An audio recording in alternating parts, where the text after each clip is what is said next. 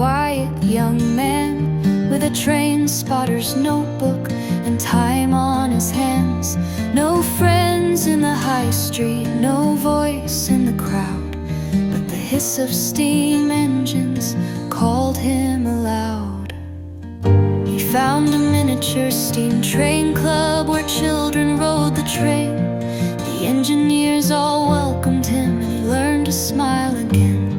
The graybeard shared a secret, and when they saw his worth, they whispered of a gateway to the tracks of Middle-earth. The dwarves build locomotives, the elves have rolling stock. The Dark Lord's trains are full of orcs, which his new friends hope to stop.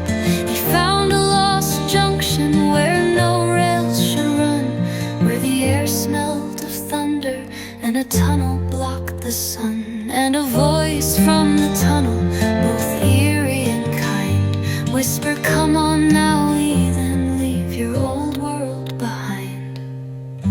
So ride, little dreamer, your trains come at last through fantasy lands, like the myth of the past, where the dwarves stoke the boilers and the elves chant in rhyme on the railway that winds through the stories of time.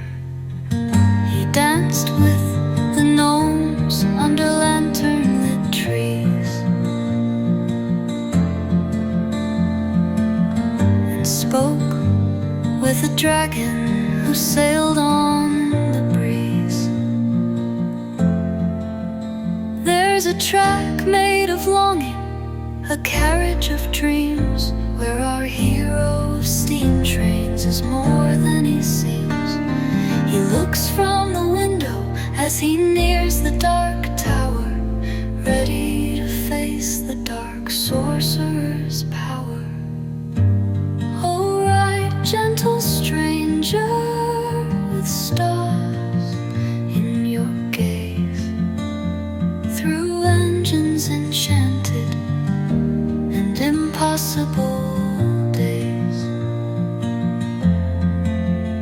Let the steam curl around you, let the wheels sing your name, as the railway rolls on with its boiler of flame, through fantasy realms of wizards and knights.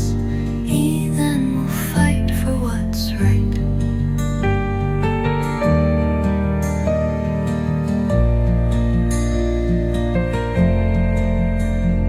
He came from the quiet, the margin, the gray, but he found a world where the lost find their way. And maybe, just maybe,